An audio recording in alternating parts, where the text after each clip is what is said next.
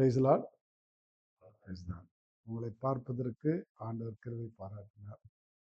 6வது மாதமே வரவில்லை, நான் இப்பொழுது வந்திருக்கிறேன். அது கடவுளுடைய சித்தம். அப்படிதான் இன்றைக்கு தான் வர வேண்டும் என்று இருக்கிறது. இந்த சர்ச் டெடிகேஷனுக்கு அண்ணன் கூப்பிட்டாங்க. கேஎஸ் பாலனும் நான் ரொம்ப க்ளோஸு. அவர்கிட்ட அண்ணன் தான் சொல்லுவேன். எனக்கு ஒரு ஆவிக்குரிய சகோதரர் அவர். என்னுடைய பெயர் கேசவ பெருமாள். இப்பொழுது டேவிட் கேசவனாக உங்க முன்னாடி நிற்கிறேன். கடவுளை அறியாத ஒரு குடும்பத்தில் பிறந்தவன். இன்றைய நாளிலே நாம் இந்த டெக்ஸ்ட் வாசித்தோம். அப்போஸ்தலர் 25ஆம் அதிகாரம் 19வது வசனத்திலே எப்படி நம்ம வாசித்தோம். தங்களுடைய மார்க்கத்தை குறித்தும் மரித்து போன இயேசு என்னும் ஒருவன் உயிரோடு இருக்கிறார் என்று பவுல் சாதித்தை குறித்தும் சில தர்க்க விஷயங்களை அவன் பேரில் விரோதமாய் சொன்னார்கள். என்ன கம்ப்ளைண்ட் பண்றாங்க பவுல் மேலன்னா, அவன் இயேசு உயிரோடு இருக்கிறார் என்பதை சாதித்தான் என்ற கம்ப்ளைண்ட் தவிர வேற கம்ப்ளைண்ட். இயேசு என்பவர் உயிரோடு இருக்கிறார் என்பதை சாதித்தான். இன்றைக்கு நாம சாதிக்கிறோமா? நாமெல்லாம் எதுக்கு பிறந்தவர்கள்னா சாதிக்க பிறந்தவர்கள். எதுக்கு பிறந்தவர்கள்? அதுக்காக தான் இயேசு ஆண்டவர் நமக்கு மறுபடியும் பிறக்கிற ஒரு அனுபவத்தை கொடுத்திருக்கிறார். முதல் பிறந்துட்டோம், சாதிக்க தான் பிறந்தோம். ஆனா மறுபடியும் பிறக்கிற அனுபவத்தின் மூலமாக இயேசு ஆண்டவர் இயேசுவே உயிருள்ள தேவன் என்பதை சாதிப்பதற்காக மறுபடியும் பிறக்கிற அனுபவத்தை கொடுத்திருக்கிறார். இன்னைக்கு பிறந்தவர்கள் அனைவரும் சாதிக்கிறாங்க. தங்களுடைய ஃபீல்ட்ல, வியாபாரத்துல, தொழில்ல, விளையாட்டுல, மருத்துவத்துறையில, இப்படி பல விதத்துல தாயின் வயிற்றிலே பிறந்தவர்கள் சாதித்துக் கொண்டுதான் இருக்கிறார்கள். இன்னைக்கு ஒலிம்பிக் நடந்து கொண்டிருக்கிறது. இன்னைக்கு ஒலிம்பிக்காக உயிரை விட்டு பயிற்சி எடுத்து எப்படியாவது நாம வெற்றியை பார்த்து இந்த உலகத்திலே தங்க பதக்கத்தை வாங்க வேண்டும் என்று சாதிக்கிறவர்கள் அநேகர் சாதித்து தங்க மடலை வாங்கி கொண்டிருக்கிறார்கள். துரதிருஷ்டவசமாக நம்ம இந்தியாவிலிருந்து ஒருத்தவங்களுக்கு அவங்களுடைய வெயிட் 100 கிராம் அதிகமாயிடுச்சுட்டு அவங்க அந்த ஒலிம்பிக் போட்டியிலிருந்து என்ன செஞ்சாங்க? நிராகரிக்கப்பட்டு விட்டார். அவன் அந்த பொண்ணு எப்படி தெரியுமா அழுவுச்சு, பாவம். இப்படி உலகத்தில் பிறந்தவர்கள் பல விதத்திலே சாதிக்கிறார்கள், சாதித்து கொண்டு இருக்கிறார்கள். இன்னைக்கு மறுபடியும் பிறந்தவர்களுடைய அனுபவம் நமக்கு தான் கிடைச்சது, அவங்களுக்கு கிடைக்கல. ஆனா இன்னைக்கு மறுபடி பிறந்தவர்களாகி இருக்கிற நாம என்ன சாதிச்சோம்? நாம சாதிக்க தான் பிறந்திருக்கிறோம். மறுபடியும் அந்த மறுபடியும் பிறந்த நாம் சாதித்தோமா? என்ன சாதிக்கணும்? பவுல் சாதித்தார். மறுபடி பிறந்த அனுபவம் பவுலுக்கு வந்தது. அவர் சாதித்தார். என்ன சாதித்தார்? இயேசு இன்றைக்கும் உயிருள்ள தேவன், உயிர் தெழுந்த தேவன் என்பதை சாதித்தார். இதான் அவர் மேல வழக்கு. இன்னைக்கு நம்ம இந்த மாதிரி சாதித்தோமா? அன்பாவங்களே, இன்னைக்கு இந்த செய்தியினுடைய தலைப்பே சாதிக்க பிறந்தவர்கள். ஆமென். எத்தனை பேர் விசுவாசிக்கிறீங்க? இந்த செய்தியை கேட்ட பிறகாவது நாம எதையாவது ஒரு முத்திரையை பதிச்சுட்டு தான் நம்ம போகணும். எதையாவது ஒரு சாதனை ஆண்டவருக்கு என்று, ஆண்டவர் உயிர்த்தெழுந்தார் என்பதை நிரூபித்து விட்டு நம்ம போகணும். சும்மா வாழ்ந்தோம், வந்தோம், சர்ச்சுக்கு போனோம், வந்தோம், ஏசாமி ஏத்துக்கிட்டோம், சோத்திரம் சொன்னோம், அந்த லைஃபே வேண்டாம். உங்களை சாதனையாளராய் மாற்றுவதற்கு தான் இந்த அடியனை உங்க முன்னாடி நிறுத்தி இருக்கிறார். கடந்த மாசம் நான் எனக்கு பிக்ஸ் பண்ணி வர முடியாத போன அந்த நாட்களிலே நான் ஆண்டோடைய சமூகத்துல காத்திருந்து கேட்கும்போது, ஒரு குருடன் எப்படி தன்னுடைய தோல்வியிலையும் சாதித்தான் என்பதை குறித்து தான் ஆண்டவர் கொடுத்தார். அதேதான் இன்னைக்கும் நான் நேற்று ஆண்டவர் சமூகத்திலே காத்திருக்கும் பொழுது அதே தான் சொல்றார். சாதிக்க கற்றுக்கொடு, அவ்வளவுதான். சாதிக்க கற்றுக்கொடு.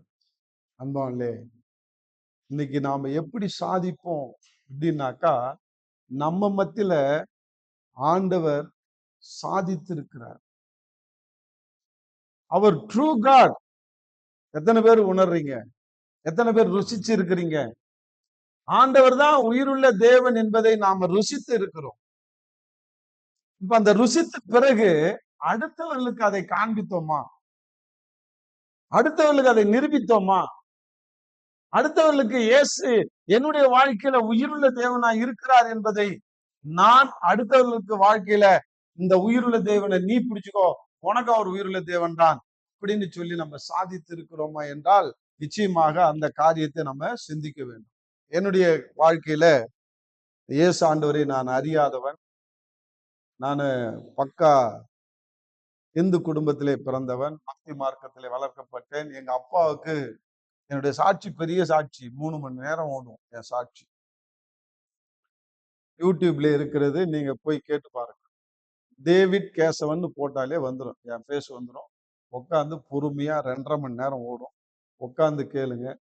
என் வாழ்க்கையில எப்படி ஆண்டவர் சாதனை படைத்தார், அந்த என் வாழ்க்கையில சாதித்த ஆண்டவரை நான் எப்படி அநேகருக்கு சவால் விட்டு சாதித்து காட்டினேன் என்பதை நீங்கள் புரிந்து கொள்வீர்கள். இன்றைக்கு நான் நேரம் குறைவாக இருக்கிறதுனால சிறிய பகுதியை மட்டும் உங்களுக்கு சொல்லி நான் கடந்து போக விரும்புகிறேன்.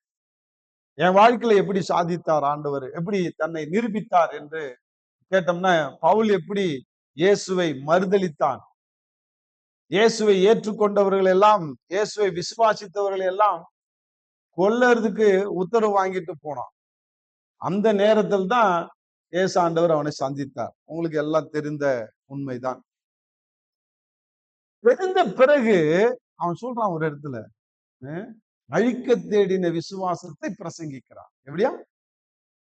அவன் அழிக்க தேடின விசுவாசத்தையே இன்றைக்கு அவன் பிரசங்கித்தான் என்று அநேகர் கிறிஸ்தவர்கள் சொல்லி அவனை குறித்து பாராட்டினார்கள். அதான் சேஞ்ச், மறுபடி பிறக்கிற அனுபவம் எனக்கு அது கிடைச்சது. நான் இயேசு வேணா ஒண்ணு வேணான்ட்டு நானு மறுதளித்தேன், மனுதேரலை பார்த்தேன். கிறிஸ்தவர்களை, குறிப்பாக கிறிஸ்தவர்களை பார்த்து நான் இயேசு கிறிஸ்துவை மறுதளித்தேன். ஆய்வுல விட்டு கடாசிட்டு இயேசு வேணா ஒண்ணு வேணாம், இப்ப இந்து கடவுளே போதும்னு போயிட்டு நான் என்னை அந்த கடவுளுக்கு ஒப்பு கொடுத்தேன்.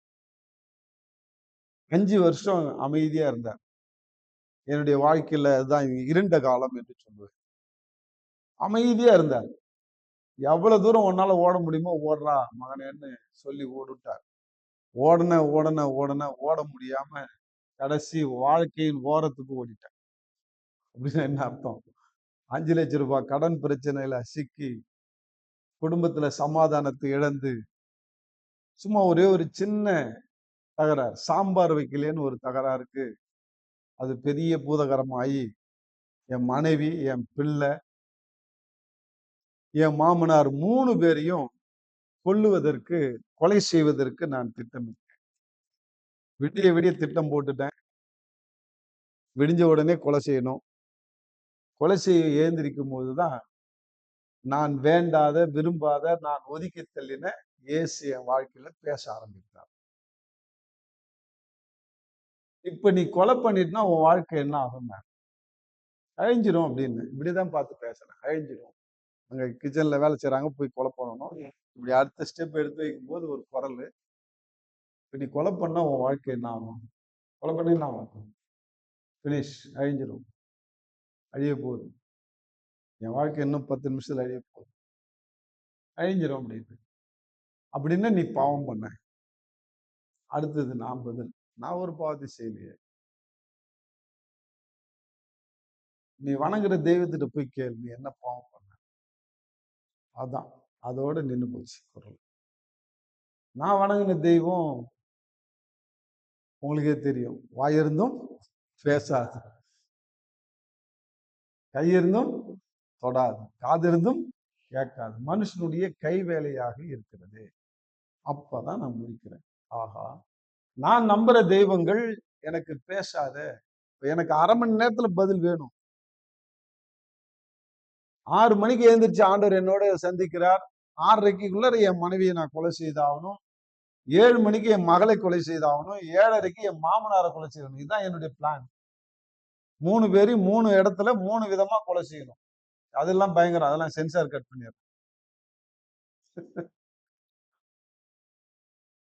இந்த 1/2 ஹவர்ல என்னுடைய தெய்வத்துக்கு போய் நான் முட்டிட்டு எழுதாலும் பதிலு வராது. ஏனென்றால் அது மனுஷனுடைய கைவேலை.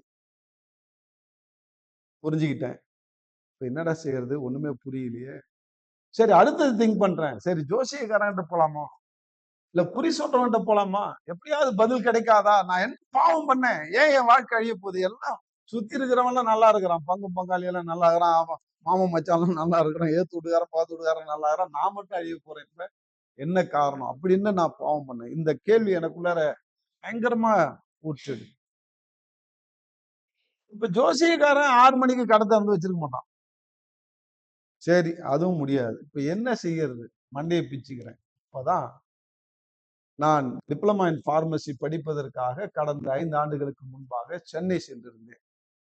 அங்க ஒரு ஹாஸ்டல் இல்லாததுனால எங்களுடைய உறவுக்காரர் வீட்டுல தங்கியிருந்தேன். எங்க அக்கா அவங்க, எங்க அண்ணன், எங்க அண்ணி அவங்க வீட்டுல தங்கி படிச்சேன். அவங்க ஏற்கனவே இயேசுவை ஏற்றுக்கொண்டவர்கள். ஒரு சபைக்கு போறவங்க. அவங்க லேமன்ஸ் எவாஞ்சலிக்கல் ஃபெலோஷிப்க்கு போயிட்டு இருக்கிறவங்க.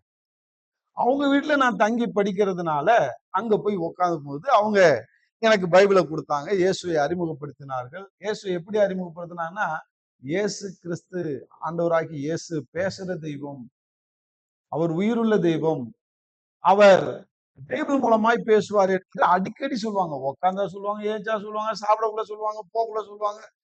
மூச்சுக்கு 38 வாட்டி சொல்லுவாங்க. நான் இதுக்கு வேற வேலையே இல்லையே, அது பைத்தியம் மாதிரி இதே சொல்லிட்டு இருக்குது. இயேசு உயிருள்ள தெய்வம், பேசுற தெய்வம், அவர் பேசுவார், நீ போய் அவர்கிட்ட பேசு. எங்க வெண்டகா தெய்வம் இப்படிதான் சொல்லிட்டு போவான். எனக்கு பிடிக்காது. நான் பக்கா இந்து மதத்துல ஊறுன ஆள். உண்மையிலேயே சொல்றேன். அந்த சர்ச்சில் போய் நடுவுல உட்காருவேன். உட்கார்ந்து இந்து தெய்வத்தின் பெயரெல்லாம் சொல்லி, இவனெல்லாம் அறிவு இல்லாம இயேசுவை வணங்குறாங்க. கையில நீ ஆயுதம் அதெல்லாம் சூழலாம், அதால குத்து இவனுக்கு.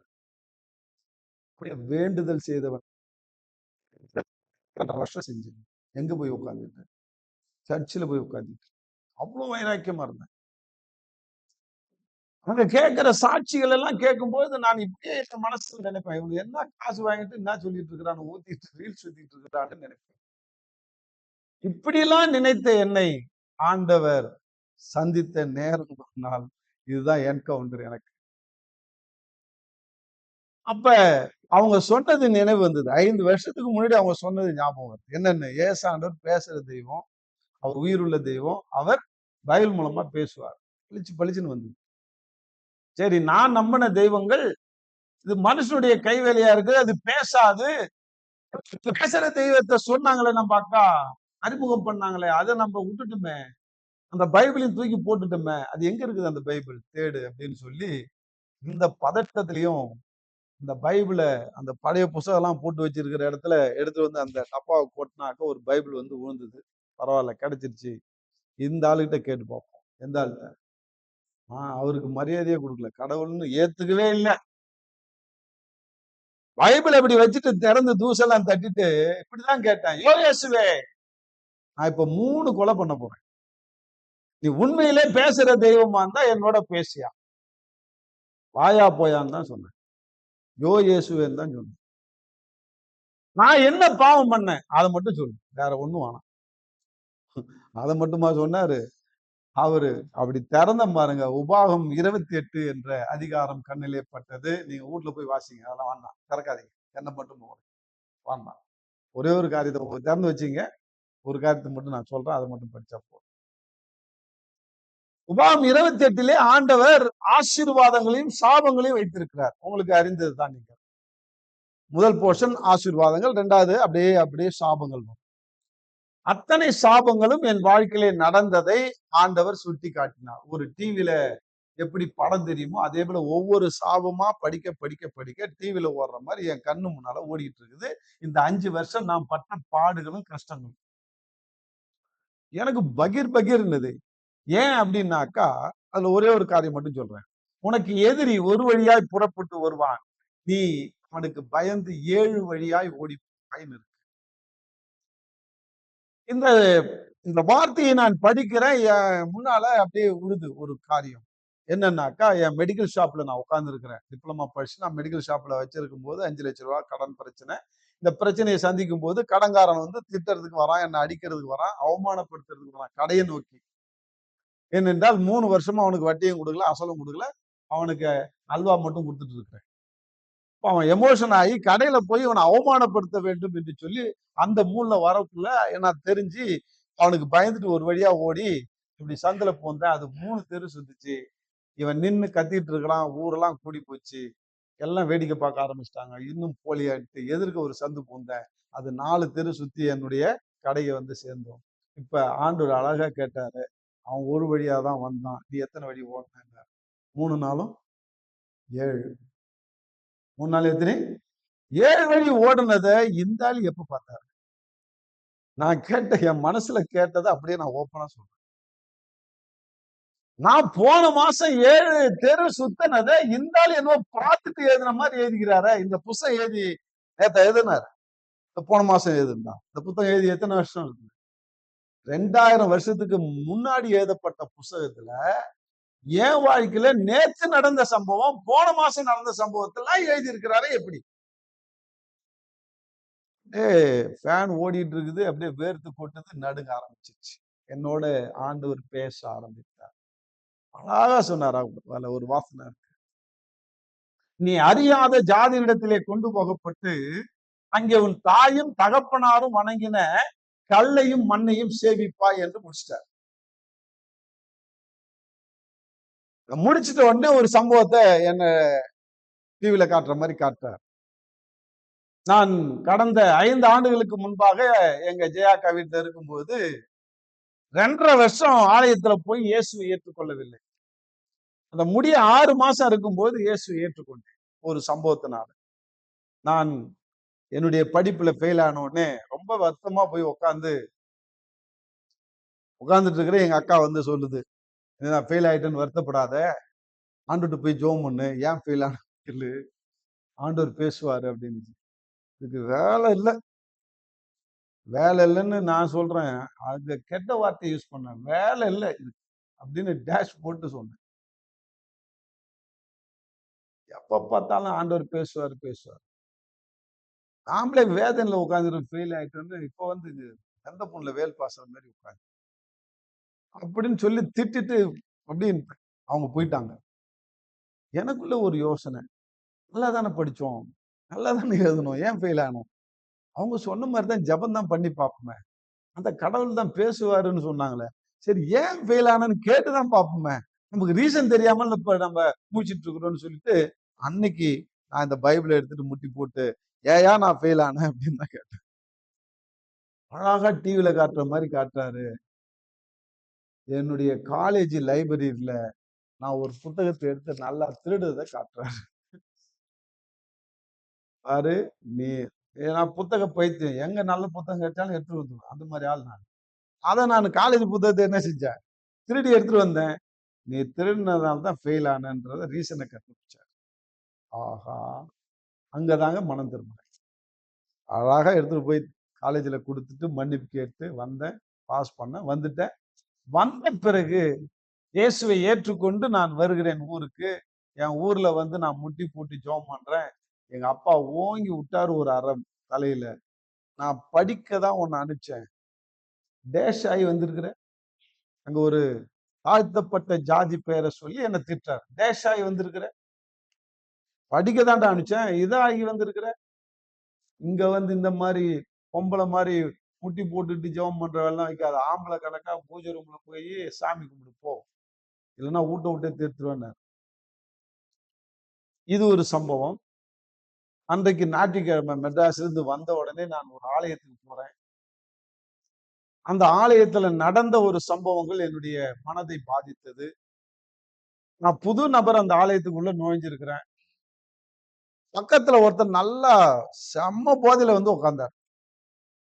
உட்கார்ந்து ஐயர் வந்து மெசேஜ் கொடுக்கறதுக்கு எழுந்திருச்சு இங்க வந்தாரு. ஐயர நிறுத்தி அவன் மெசேஜ் அப்படின்னார். எல்லாம் சர்ச்சை திரும்பி பார்த்தது. தானை தலைவர், தமிழக முதல்வர், புரட்சி எம்ஜிஆர், புரட்சி எம்ஜிஆர் செத்து விட்டார், உனக்கு பிரசங்கம் கேக்குதா அப்படின்னு. என்ன செய்தோம்? மௌன அஞ்சலி செல் ஐயர் சொல்றார் மைக்ல, நாம் அனைவரும் மறைந்த முதல்வருக்கு மௌன அஞ்சலி செலுத்துவோமாக. எல்லாம் ஏச்சு நின்று ஒரு 5 நிமிஷம் மௌன அஞ்சலி செலுத்தணும். என்னடா இது சர்ச்சா? அடுத்தது அதிர்ச்சி. சர்ச்சு முடிஞ்சிச்சு, ஐயர் பிரசங்கம் பண்ணிட்டு போயிட்டார் ஆமேன்னு சொல்லிட்டு. ஒருத்தர் பிட் நோட்டீஸ் கொடுத்துட்டு சர்ச்சை கொடுத்துட்டே வர்றார். வந்தாக்கா அந்த பிட் நோட்டீஸ் எனக்கு வந்தது. பாக்குறேன், இம்மானுவேல் மாதிரி நான் உண்டி காசை திருட மாட்டேன், ஊழல் செய்ய மாட்டேன், எனக்கு வாக்களியுங்கள், இப்படிக்கு பீட்டர். எனக்கு அதிர்ச்சி ஆயிடுச்சு. பக்கத்துல இருந்து எனக்கு புரியல, என்னங்க இது ஏதோ நோட்டீஸ் கொடுத்துட்டு போறேன். ஏங்க உங்களுக்கு தெரியாதா, இங்க வருஷம் எலெக்ஷன் நடக்கும். அந்த எலெக்ஷன்ல போன வருஷம் ஜெயிச்சவர், ட்ரெஷரா இருந்தவரு உண்டி காசெல்லாம் எடுத்துட்டாரு, ஊழல் பண்ணிட்டாரு, அவரை எதிர்த்து இன்னைக்கு நிக்கிறவரு இப்ப நோட்டீஸ் அடிச்சு விட்டுருக்காரு அப்படின்னா. இவங்க சர்ச்சு நடத்துறாங்களா, அரசியல் நடத்துறாங்களா? எனக்கு இன்னொரு அதிர்ச்சி. 3வது அதிர்ச்சி, ஒரு ஆள் நிக்கிறேன், ஒரு ஆள் கிட்டத்தட்ட ஒரு 200 300 பேர் இருப்பாங்க அந்த சர்ச்சில். ஒரு ஆளு புது மூஞ்சா இருக்கிற, நீ யார்யா, உன் பேர் என்னையா, எதுக்காக வந்து நிக்கிற? ஆயிரும் கேட்கல, அங்க உட்கார்ந்து இருக்கிற விசுவாசிகளும் கேட்கல, நான் அதே நின்றுட்டு இருக்கிறேன். சரி, யாராவது நம்ம கிட்ட பேச மாட்டாங்களா, யாராவது அன்பா கை கொடுக்க மாட்டாங்களா? ஒருத்தரும் கை கொடுக்கல. அவன் ஜோடியை பார்த்து போயிட்டே இருந்தான். சர்ச்சே ஒரு 10 நிமிஷத்துல காலி, நான் மட்டும் நிக்கிறான். இப்பதாங்க வெளியில வரும்போது எங்க அப்பா அடிச்சது ஞாபகம் வருது. அப்பதான் வெறுத்தேன். சே, நம்ம ஆளுங்களே தேவலாண்டா இவங்களை விட, கிறிஸ்தவர்களை விட நம்ம ஆளுங்க எவ்வளவு தேவலாண்டான்னு வீட்டுக்கு போய் பைபிளை இப்படி பீச்ச கையில தூக்கி அடிச்சு கடாச்சிட்டு அப்படியே போய் என்னுடைய இந்து கடவுளிடத்துல நான் என்னை ஒப்பு கொடுத்தேன். இனிமே நீதான் எனக்கு கடவுள். அப்படி பின்மாறி போனவன் நான். 5 வருடம் அப்படியே ஓட விட்டார். ஜோசியம், ஜாதகம், இந்த 5 வருஷத்துல அநேக எக்ஸ்பீரியன்ஸ், பயங்கரமான எக்ஸ்பீரியன்ஸ். அந்த மதத்தினுடைய தீவிரவாதியா மாற எனக்கு ஒரு சந்தர்ப்பம் கிடைச்சது. ஓப்பனா சொல்லணும்னா, எங்க அண்ணன் ஆர்எஸ்எஸ்ல ஒரு பெரிய லீடர். அவர் ஒரு பெரிய கூட்டம் வச்சு நடத்தினார். அந்த கூட்டத்துக்கு ஒரு பெரிய லீடர் வந்தார் பேசுறது. தென்னிந்தியாவுக்கே கொள்கை பரப்பு செயலாளர், ஆர்எஸ்எஸ் கொள்கை பரப்பு செயலாளர். அந்த கூட்டத்துல போய் உட்கார்ந்து நான் அந்த வார்த்தையை கேட்டுட்டு அவர்கிட்ட போய் பர்சனலா நான் பேசுறேன். அவர்கிட்ட பேசும்போது ஒரே ஒரு கொஸ்டின் எழுப்பினேன். அவரால் பதில் சொல்ல முடியல. அதுக்கு பதில் நானே சொன்னேன். அது தேவையில்லைன்றதுனால நான் அதெல்லாம் சென்சார் கட் பண்றேன், டிவில ஓடுறதுனால. வருங்கால ஆர்எஸ்எஸ் தூண் அப்படின்னு என்ன தட்டினார் அந்த பதில கேட்டு. உங்ககிட்ட பேசுறதுக்குனே நான் ஒரு நாள் வரேன்.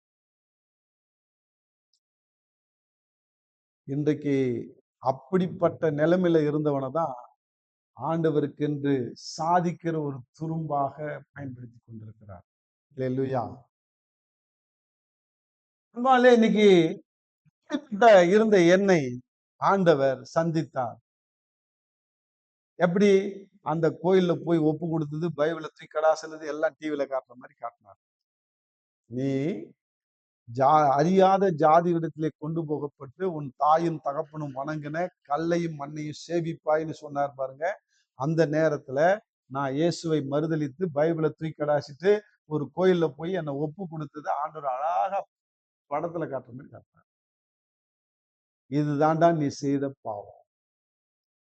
நானே மெய்யான தேவன் என்று சொல்லியும், நான் உயிர்த்தெழுந்த தேவன் என்று சென்னையில பேசுற தெய்வம், உயிருள்ள தேவன் சொல்லியும் நீ என்னை மறுதலித்து நீ மனிதனுடைய கைவேலையா இருக்கிற இந்த கல்லையும் மண்ணையும் மரத்தையும் நீ தெய்வம்னு ஏத்துக்கிட்டு பாரு, அதுதான் நீ செஞ்ச பாவம். அதனால்தான் உன் வாழ்க்கையில இவ்வளோ பிரச்சனை வந்ததுன்னு எல்லா பிரச்சனையும் உபாகம் 28ல சொல்லி என் கண்ணை திறந்தாரு. ஒரு கண்ணை, ஒரு ஆவிக்குரிய கண்ணு திறந்துச்சு. இப்ப மூடி வச்சிட்டேன். பதில் கிடைச்சிச்சு. நான் என்ன பாவம் பண்ணன்றதுக்கு பதில் என்ன? நீ விக்கிரக ஆராதனை தான் நீ செய்த பாவம். அதனால்தான் உனக்கு இவ்வளவு பிரச்சனை. இப்ப நீ அழிய போற. அவ்வளவுதான், முடிஞ்சு போச்சு. இப்ப மூடி வச்சுட்டு யோ இயேசுன்னு தெனாட்டா கூட்டம் பாரு. இப்ப அடி ஆழத்திலிருந்து கதறேன். ஆண்டவரே, இயேசப்பா, நீ பேசுற தெய்வம்ன்றதை என் வாழ்க்கையில நிரூபிச்சிட்டீங்க. இப்ப நான் 3 கொலை பண்ண போறேன். என்ன செய்யறதுன்னு எனக்கு தெரியல. நீங்க தான் உதவி செய்யணும் அப்படின்னு சொல்லி நான் இப்ப என்ன செய்யன்னு 2வது கொஸ்டின் கேட்டேன். 2வது கொஸ்டின் கேட்டபடி திறந்தம் பாருங்க. ஏசாயா 30ஆம் அதிகாரம் 22, 23 என் கல்ல. இதுதான் என்னுடைய வாழ்க்கையினுடைய டேர்னிங் பாயிண்ட். 2வது ஆவிக்குரிய கண்ணை திறந்த. படிங்க, அதை மட்டும் படிங்க. ஏசாயா 30, 22, 23.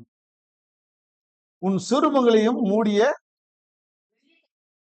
தகட்டையும் விகரலின் பொன் ஆடை ஆபரணத்தையும் தீட்டாக எண்ணி அவைகளை தீட்ட வஸ்திரம் போல தூக்கி எறிந்து விட்டு சீப்போ என்பாய். அப்பொழுது, எப்பொழுது?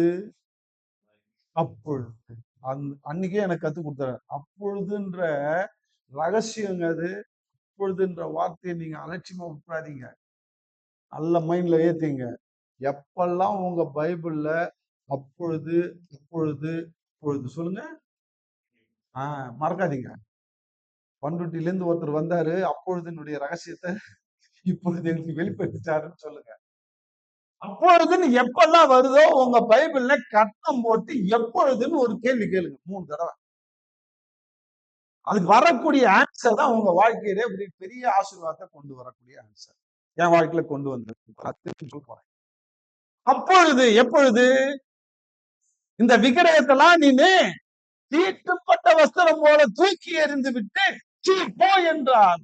அப்பொழுது நீ நிலத்தில் விதைக்கும் விதைக்கு அவர் மழையையும் நிலத்தின் பலனாகிய ஆகாரத்தையும் தருவார். கொழுமையும் புஷ்டியுமா இருக்கும். உன் ஆடு மாடுகள் விஸ்தாரம் உள்ள மேய்ச்சல். 2வது கண்ணு திறந்துச்சு. குருடனா இருந்த நான் இப்பொழுது ஆவிக்குரிய குருடனா இருந்த நான் ஆவிக்குரிய கண் திறக்கப்பட்டு கொலைவெறியில எங்க போச்சுன்னு தெரியல, ஒரு குழந்தை மாதிரி ஆயிட்டு ஆண்டவர்கிட்ட தேம்பி தேம்பி அழ ஆரம்பிச்சேன். ஏன்னா ஆண்டவர் அழகா சொல்லி தர்றாரு பாரு. இந்த விக்கிரகம்லாம் தீட்டுப்பட்ட வஸ்திரம் போல. என்ன எது போலயா? எனக்கு தீட்டுப்பட்ட வஸ்திரம்னா என்னங்க? வஸ்திரம்னா துணி. சொல்லுங்க. வஸ்திரம்னா தூய தமிழ்ல துணி. நம்ம லாங்குவேஜ்ல தீட்டுப்பட்ட வஸ்திரத்தை நம்ம பீரோல வைப்போமா? எடுத்து அருவருக்கிற குப்பையில போடுவோம், இல்லைன்னா குச்சியில எடுத்து போடுவோம். கையால கூட தொட மாட்டோம் தீட்டு என்று. அப்படிப்பட்ட உண்மையான தேவனால இந்த அண்ட சராசரத்தையும் படைத்த அல்மைட்டி காட் சொல்றாரு, அருவருக்கக்கூடிய தீட்டு துணிக்கு சமமா இருக்கிற அந்த பொருள்களை உன்னுடைய நடுவுடுன்னு சொல்லி அந்த நடுவுட்ல வச்சு, இதுதான் தெய்வம், இதுதான் என்ன ஆசீர்வதிக்கும், இதுதான் என்ன காப்பாத்துன்னு சொல்லி நம்பிட்டு இருக்கிற மடையா, அதையெல்லாம் தீட்டுப்பட்ட வஸ்திரம் போல தூக்கி எறிந்து விட்டு சீ போ என்று சொல்லிட்டு வந்தா நான் உன்னை ஆசீர்வதிக்கிறேன். ஒண்ணு மட்டும் இல்ல, உன்னுடைய ஆடு மாடு முக கொண்டு ஆசீர்வதிக்கிறேன். எவ்வளவு அப்சல்யூட்லியா பேசுறாரு. என்னுடைய 2வது கேள்விக்கு இப்ப கொலவெறியில எங்க போச்சுன்னே தெரியல. ஆண்டவரை நானு சரியா புரிஞ்சுக்கிட்டேன். இவர் தான் மெய்யான தெய்வம், பேசுற தெய்வம். என் மனைவியை கூப்பிட்டேன். கொலை செய்ய போறெல்லாம் சொல்லல. ஆண்டவர் டிவியில காட்டுற மாதிரி எல்லாம் காட்டினாரு, எதையுமே சொல்லல. உட்காருன்னாங்க, உட்கார்ந்தாங்க. உபாகம் 28 படின்னா படிச்சாங்க. அடுத்தது அவங்க வாயால பேசினாங்க. நம்ம வாழ்க்கையில் நடந்ததெல்லாம் இருக்குதே அப்படின்னு. அப்ப அவங்களோடையும் ஆண்டவர் என்ன செய்யறாரு? அசைவாடுகிறார்ன்றத புரிஞ்சுக்கிட்டேன். ஆமான்னு ஆமான்னு ஒரே வார்த்தை. உடனே ஏசாயா 30ஆம் அதிகாரத்தை எடுத்து காமிச்சு 22, 23 படி அப்படின்னு படிச்சாங்க. நீ என்ன சொல்றன்னு ஒரே ஒரு கேள்விதான். நீ என்ன சொல்றன்னு. என் மனைவி சொன்னாங்க, நானும் இயேசு கிறிஸ்துவை ஏற்றுக்கொள்கிறேன். கரங்களை தட்டுவோமா? ஏன்னா அதுதான் என்னுடைய லைஃப்ல டேர்னிங் பாயிண்ட். ஏன்னா என் ஒய்ஃபு நான் ஆசைப்பட்டு கல்யாணம் பண்ண தாலி கட்டின அன்னிலிருந்து அந்த சம்பவம் நடக்கிற 93 வரைக்கும் ஏட்டிக்கு போட்டி தான் பேசுவாங்க. சொல்ல புரியுதா? நான் ஏன் இப்படி இருக்குன்னா அப்படிதான் இருக்கும். என்னப்ப இதை ஏன் இப்படி பெருக்க முடியாது? என்னப்ப இதுக்கே மேரேஜ் ஆசைப்பட்டு கல்யாணம் பண்ணும். அக்கா பொண்ணு தாலி கட்டினதுல இருந்து இது வரைக்கும் எலியும் பூனையுமா தான் இருந்தோம், கீரியும் பாம்பா தான் இருந்தோம். அன்னைக்கும் ஏசுவாதி கீசுவாதுன்னா பினிஷ், இன்னைக்கு என் வாழ்க்கையே முடிஞ்சிருக்கும்.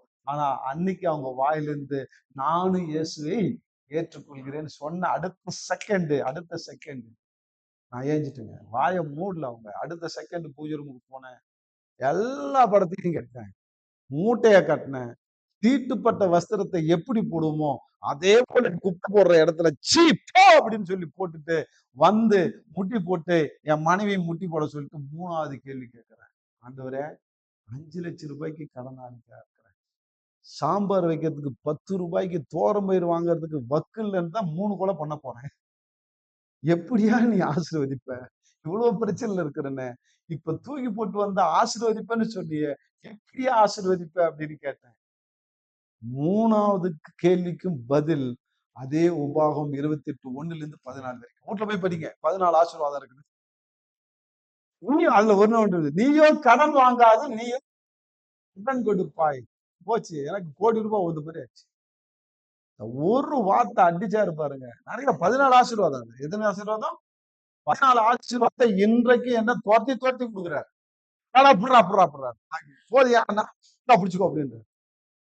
அப்படிப்பட்ட உயிருள்ள நாம சாதிக்கணுமா இல்லையா?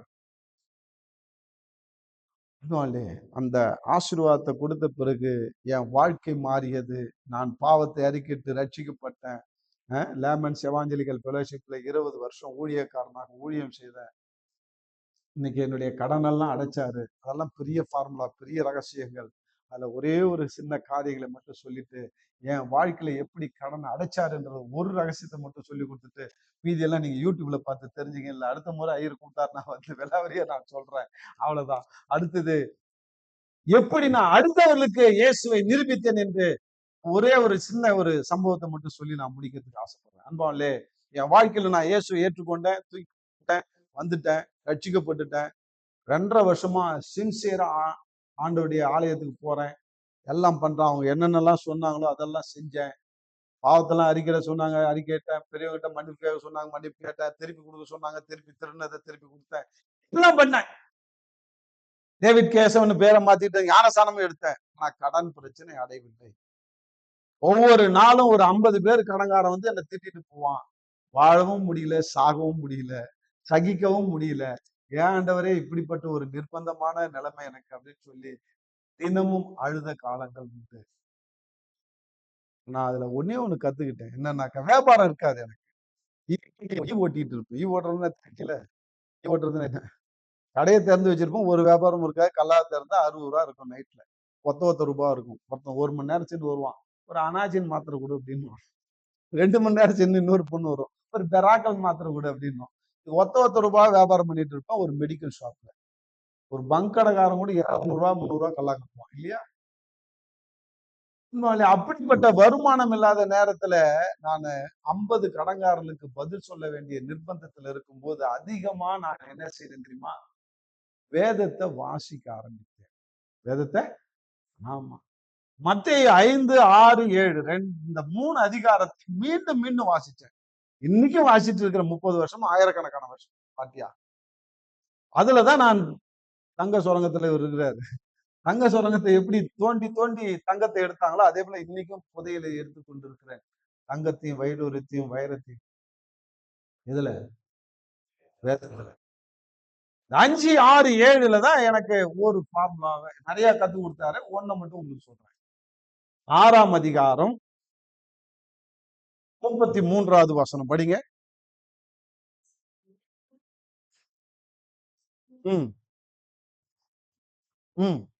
அப்பொழுது உடனே நீங்க என்ன செய்யணும்னா ஒரு பேனா எடுத்து கட்டம் போடுன்னு சொன்னேன். கத்துக்கோ, அதெல்லாம் கீழ்ப்படிங்க. உடனே கீழ்ப்படிஞ்சா அவ்வளவு ஆசீர்வாதம். பேனா இல்லைன்னா பக்கத்துல யார்ட்டா கேட்டு வாங்கி கட்டம் போடுங்க. அப்பொழுது இவைகள் எல்லாம், எல்லாம்னா என்னங்க? எல்லாம்னா என்ன? எல்லாம்னா என்ன? எல்லாமே A to Z எல்லாமே அடங்கிடுச்சு. அதுல சமாதானம், நிம்மதி, காசு, பணம், வீடு, ஆஸ்தி, வேலை, குழந்தை, எக்ஸெட்ரா எக்ஸெட்ரா எல்லாம் ஒரு மனுஷனுக்கு என்னென்னலாம் தேவையும் அத்தனையும் எல்லாம் கூடன்ற வார்த்தை தான் என்ன அட்ராக்ட் பண்ணிச்சு. கூடன்னா என்னங்க? கூடையா? அதிகமாக, டூ மச். நீ எதிர்பார்க்கிறத விட அதிகமாக. 1000 ரூபாய் எனக்கு போதும் ஆண்டவரேனாக்கா 10,000 ரூபாய் கொடுத்தா எப்படி இருக்கும்? பல்ல இழிப்புனா எடுத்துக்கா நல்ல ஆண்டவர் 1000 ரூபாய்க்கு 10,000 ரூபாய் கொடுக்குறாரு. ஒண்ணு மாதிரி ஆண்டவர் யாருமே. அப்ப கொடுக்கப்படும். என்ன படும்? கிடைக்கும்னு சொல்லல, கொடுக்கப்படும். அப்ப இப்படியே சொல்றேங்க. நான் இப்படியே பார்த்துட்டு நான் ஆண்டவர் ரொம்ப ஜாலியா பேசுவோம். பாயா போயெல்லாம் பேசுவேன். பாயா தெரியான்னுவேன், தலைவரேன்னுவேன். நான் அரசியல்வாதியா இருந்தவன். அதனால தலைவருக்கு பேரு ஏசாண்டவருக்கு பேரு தலைவர்னு செல்லமா வச்சுக்கிறேன். தலைவர எவ்வளவு கொடுத்தாலும் எனக்கு பத்தாது, அவ்வளவு பிரச்சனை இருக்கிறேன், கூட கொடுப்பேன்னு சொல்றேன். எப்பயா கொடுப்ப? இதுதான் என்னுடைய கேள்வி. அவரும் அழகா தமாஷா பேசுவார். நல்லா படி அப்படின்னு ஒரு குரல் வருது. நல்லா படி, நல்லா படி.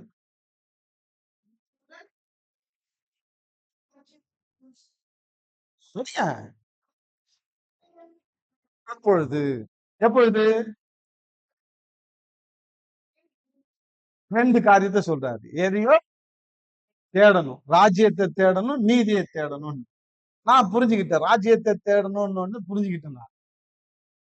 இப்ப நான் கேட்டேன், 2.5 வருஷமா உன் ராஜ்யத்தை தானே தேடுறேன், ராமராஜ்யத்தை தேடுறேன். புரியுதா புரியல?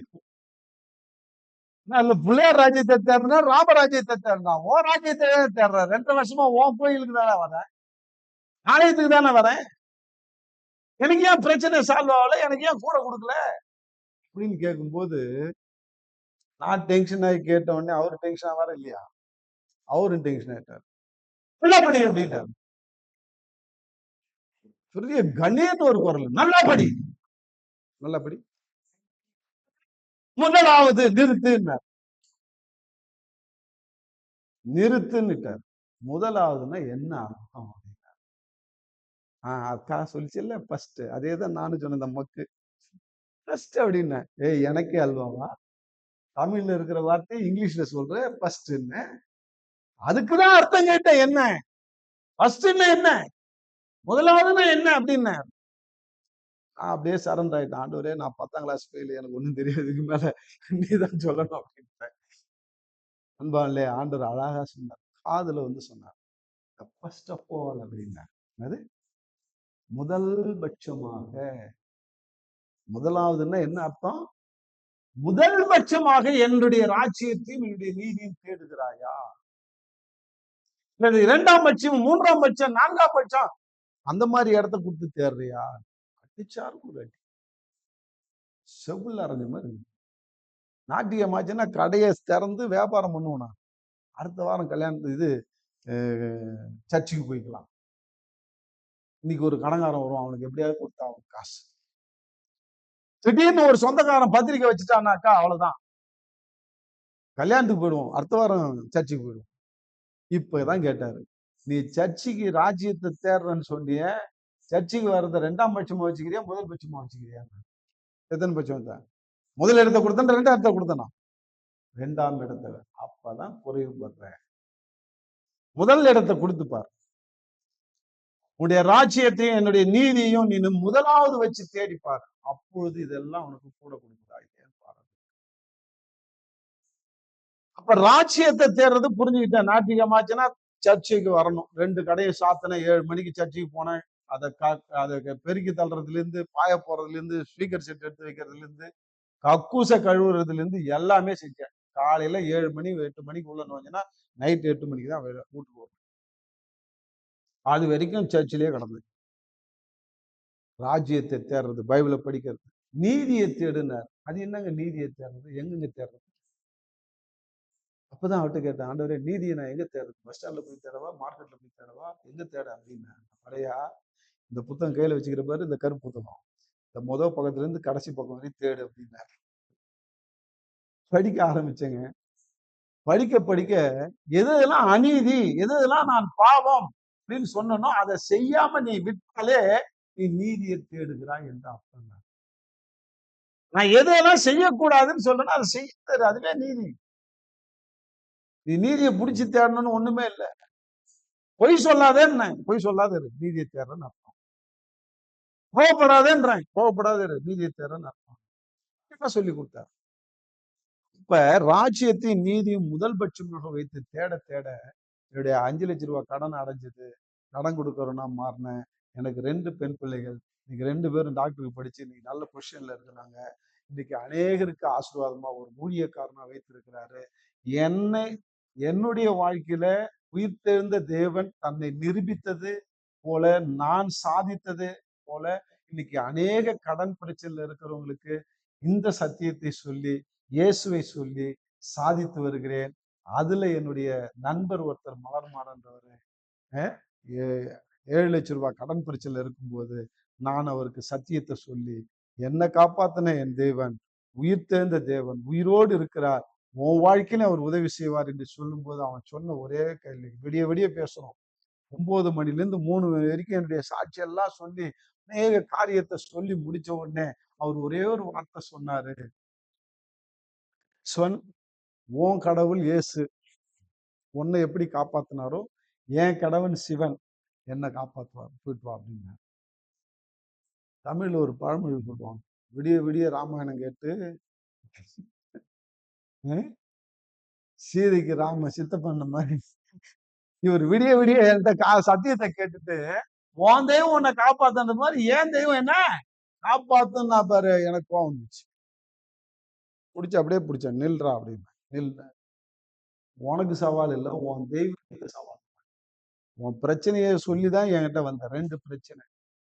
இந்த 2 பிரச்சனைக்கு உன் சிவன் 6 மாசத்துல பதில் கொடுத்துட்டாருன்னா இந்த பைபிளை விட்டு கடாச்சிட்டு நான் உன் சிவனுக்கு அடிமையா வரேன். அப்படி சொல்லலைன்னாக்கா நீ ஏன் ஏசாண்டவருக்கு 1 நிமிஷம் டைம், 60 செகண்ட் டைம். 6 மாசம் எங்க, 60 செகண்ட் எங்க, கணக்கு போட்டுக்கோ. 60 செகண்ட்ல பதிலு பேசுற தெய்வம்ன்றத நான் நிரூபிக்கிறேன். பேசிட்டாருனாக்கா அப்புறம் புரிஞ்சுக்கோ அவருதான் உண்மையான கடவுள். சவால் அப்படின்னு சொல்லி சவால் விட்டுட்டு வந்துட்டேன். 6 மாசமா அவர்கிட்ட போலீங்க, அவரு என்ன பார்க்கல, நானும் அவர் பார்க்கல. பிரச்சனை அவருக்கு இருக்க இருக்க வந்து 8வது மாசம் என்கிட்ட வந்தாங்க, மச்சான் நான் தோத்துட்டேன் அப்படின்னா. நீ தோக்கலடா, உனக்கு நான் சவால் விடல, நீ வணங்கின தெய்வமாக்கிய சிவனுக்கு தான் சவால் விட்டேன். அவன் தோத்துட்டான்னு சொல்லு, நீ என்ன செய்ய. சரி தோத்துட்ட, இப்ப என்ன பதில்னா அன்னைக்கு சொன்னதான், என் ஏசாண்டவருக்கு 60 செகண்ட் தான் டைம், வா நிரூபிக்கிறவா. வந்தேன், வீட்டுல முட்டி போட்டோம், ஆண்டவரே உனக்கு 60 செகண்ட் தான் டைம் கொடுத்துருக்கிறேன். இவன் பிரச்சனை ஒன்லி மேரேஜ் பிரச்சனை, இப்ப தலை போற பிரச்சனையா இருக்குது, இதுக்கு நீ என்ன பதில் சொல்றன்னு ஆண்டவர்கிட்ட ஜெபம் பண்ணி 2 பேரும் முட்டி போட்டு ஆண்டவர்கிட்ட கேட்கறாங்க. பேசுற தெய்வம், உயிருள்ள தெய்வம் எங்களோடு இடைப்பட்டார், அழகா பேசினார். எஸ்ரா 10:10 பேசினார். பார்க்காதீங்க, நான் ஷார்ட்டா சொல்லிடுறேன். அந்நிய ஸ்திரியாகிய அந்நிய ஜாதியில நீ திருமணம் செய்ததில் பாவம் செய்தாய்ன்னு சொன்னார். இன்னும் திருமணமே நடக்கல அவருக்கு. திருமணம் செய்ததில் பாவம் செய்தாய் என்று இறந்த காலத்திலே பதில் சொல்றார். நான் அவன்கிட்ட கேட்கிறேன், என்ன மச்சான் திருமணம் செய்ததில் பாவம் செய்தேன்னு சொல்றாரு, என்னடானா அவனு கைகள்லாம் அடங்க. அவன் சொல்றான், இந்த பொண்ணு நான் ரகசியமா 1 வருஷத்துக்கு முன்னாடியே தாலி கட்டிட்டோம், ரிஜிஸ்டர் ஆஃபீஸ்ல போய் ரிஜிஸ்டரும் பண்ணிட்டோம். அவங்க வீட்டுக்கு எங்க வீட்டுக்கும் தெரியாம இருக்கணுன்றதுக்காக தாலி அவுத்து ஒரு உண்டியல போட்டுட்டோம். அவ காலேஜ் முடிஞ்சு அவ வீட்டுக்கு போற மாதிரி போயிட்டா. நான் என் வீட்டுக்கு வந்துட்டேன். இப்ப நாங்க 2 பேரும் தாலி கட்டி 1 வருஷம் ஆகியும் பிரிஞ்சு என்ன செய்யறோம்? தனித்தனியா வாழறோம். ஊர் உலகத்துக்கு நாங்க கணவன் மனைவின்னு தெரியாது. என் குடும்பத்துக்கு தெரியாது, அவங்க குடும்பத்துக்கு தெரியாது. இப்படிப்பட்ட நிலைமையில நான் இருக்கிறேன். இது ஆண்டவருக்கு தெரியும்ல, அவர் ஏமாத்த முடியாதுல்ல. அப்பா அம்மா ஏமாத்தலாம், தலைவர் ஏமாத்த முடியுமா? திருமணம் செய்ததில் பாவம் செய்தாய். பிடிச்சாரு ஒரே புடி. அன்பா அவர் இயேசு ஏற்றுக்கொண்டார். இன்றைக்கு அவரு என்னை விட ஸ்பீடா பிரசங்கம் பண்றார். இன்னைக்கு அப்படிப்பட்ட ஒரு ஊழியக்காரா இன்னைக்கு அவர் மாறி அவர் குடும்பமே இன்னைக்கு ரட்சிக்கப்பட்டு இன்னைக்கு ஆண்டவர் கிருபையில ஊழியம் செய்து கொண்டிருக்கார்.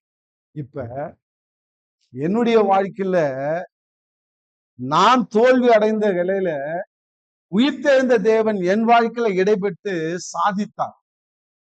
என் வாழ்க்கையில சாதித்த அந்த தேவனை, உயிர்த்தெழுந்த தேவனை இன்னொருத்தர் வாழ்க்கையில நான் என்ன செஞ்சேன்? சாதித்து காட்டினேன். இவர் தான் உயிருள்ள தேவனை. இந்த மாதிரி நிறைய பேர் இன்னைக்கு எங்க அப்பாவை சொல்லணும்னு நினைச்சேன். மணி ஆயிடுச்சுனால நான் முடிக்கிறேன். எங்க அப்பாவுக்கு சவால் விட்டேன். எங்க அப்பா பேர் ராமசாமி. உட்காந்தா நாராயணன், ஏச்சா நாராயணன். அவ்வளோ பக்தர். 80 வயசு. 80 வயசுல ஒரு சவாலை சந்தித்தார். எங்க அப்பாவுக்கு நான் ஒரு சவால் விட்டேன். ஏன்னா எங்க அம்மா ஏசாண்டவர்கிட்ட வந்துட்டாங்க. அவங்க கோயிலுக்கு கூப்பிட்டா போறது கிடையாது, விளக்கு தட்டை ஏத்துறது கிடையாது, சாமி கும்பிடுறது கிடையாதுன்னு அவர் பஞ்சாயத்து வச்சிட்டாரு. எல்லாருக்கும் லெட்டர் போட்டு 40 சொந்தக்காரங்களை, எங்க அக்கா, மாமா, மச்சான் எல்லாருக்கும் லெட்டர் போட்டு, அந்த காலத்துல போன் எல்லாம் கிடையாது, லெட்டர் போட்டு எல்லாரையும் வர வச்சுட்டேன். இப்படியே இப்ப நிறைய ஒரு விசேஷ குளமா இருக்குது பஞ்சாயத்துன்னு. பஞ்சாயத்துல என்னையும் எங்க அம்மாவை நிக்க வைக்கிறாங்க. என் மனைவியை இவன் பிரிச்சுட்டான் 80 வயசுல. நீங்க எல்லாம் பஞ்சாயத்து பண்ணி என் மனைவியை சேர்த்து வச்சுட்டு போங்க அப்படின்ற. இதுதான் வழக்கு. பவுல் மேல வழக்கு வந்த மாதிரி. நான் ஜெபம் பண்ணிட்டு உட்காந்து, ஆண்டவரே நான் என்ன செய்ய? எல்லாரும் என்ன உதைக்கிறதுக்கு ரெடியா இருக்கிறாங்க. நீ மாறினது இல்லாம அம்மாவை மாத்திட்டு இது மாதிரி எல்லாரையும் மாத்திட்டு நீ என்ன குடும்பத்துல குழப்பத்தை ஏற்பட்டு இருக்கிற? இந்த கிழவரு ஒரு லாபத்தை ஏன் நான் வாங்கிக்கிறேன்னு எல்லாம் ஆரம்பிச்சுட்டாங்க. எல்லாம் எமோஷனல் ஆகுறாங்க.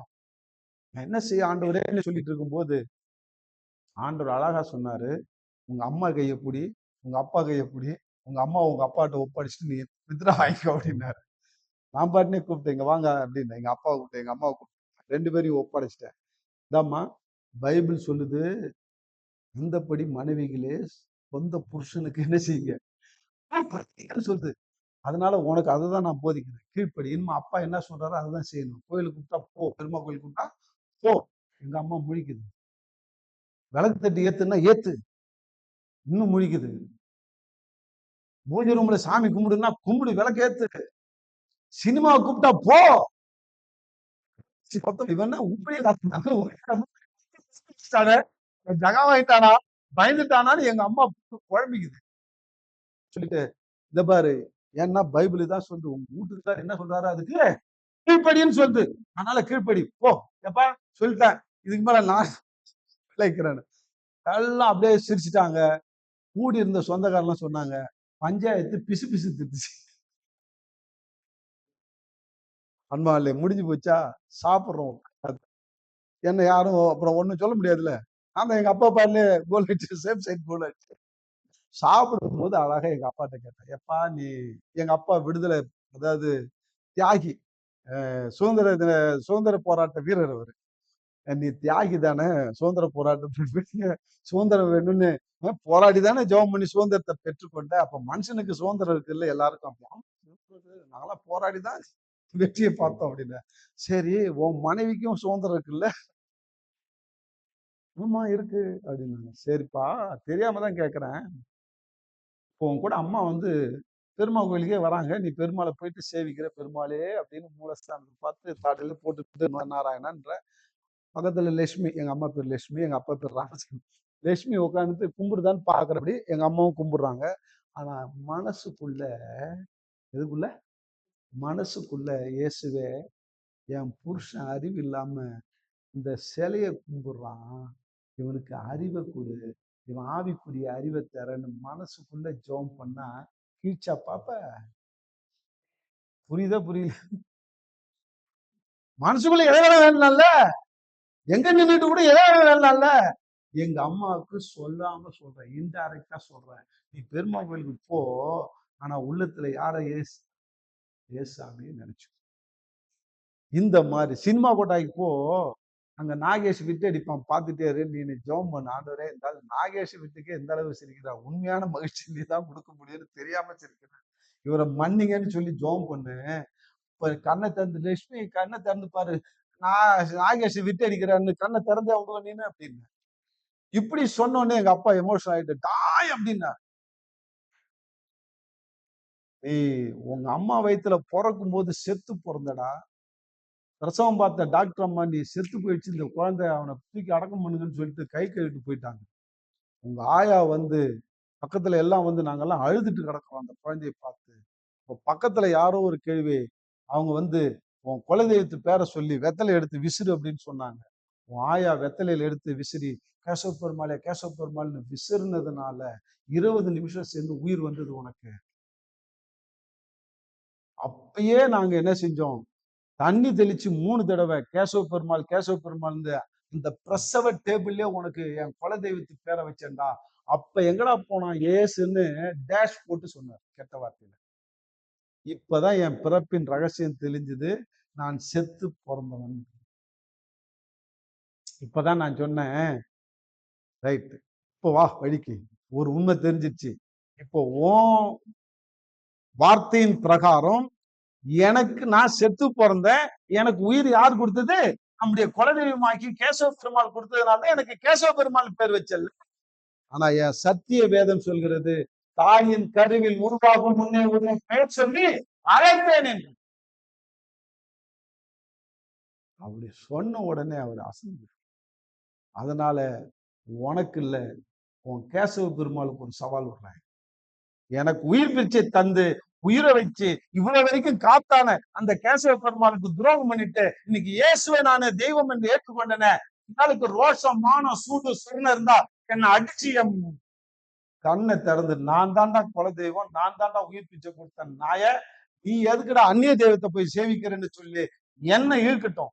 இல்லைன்னா இயேசு உண்மையான தேவன்னா ராமசாமி ஆகிய ஒன்ன சந்திக்கட்டும் அப்படின்னு சவால் விட்டேன். சவால் சரியான போட்டி அப்படின்னாங்க பார்வையாளர்கள். ஏயா படம் பார்க்க வந்திருக்கிறீங்க அப்படின்னு. அப்பதான் ஆண்டவர் நான் ரெடி அப்படின்னார். 3 மாசம் டைம். எங்க அப்பா 3 மாசம் சென்று இயேசுவை ஏற்றுக்கொண்டார், தோத்து போயிட்டார். அதோட முடிச்சுக்கிறேன். அன்பாலே இப்படி இயேசுவை சாதித்து அநேகரை இயேசாமிகிட்ட கொண்டு வந்திருக்கிறேன். ஏன் இதை சொல்றேன்னா, இன்னைக்கு நீ நானும் எந்த வேதனையில, எந்த பிரச்சனையில, எந்த குழப்பத்துல நீங்க வந்திருப்பீங்கன்னு எனக்கு தெரியாது.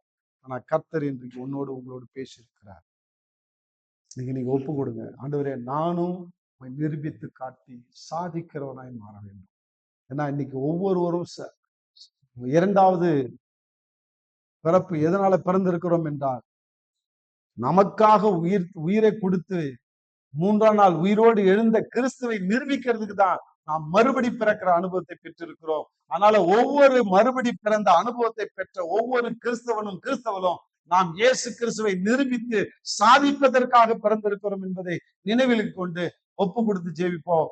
உன்னையும் கொண்டு ஆண்டவர் பெரிய காரியம் செய்வாராக. ஜெபம் முடிப்போம். அன்பின் தகப்பனே, நன்றியோடு துதிக்கிறோம். இந்த நாளிலே நாங்கள் சாதிக்க பிறந்தவர்கள் என்ற அர்த்தத்தை பவுல் ஆண்டவரே உம்மை நிரூபித்து சாதித்தான் என்று பார்க்கிறோம்.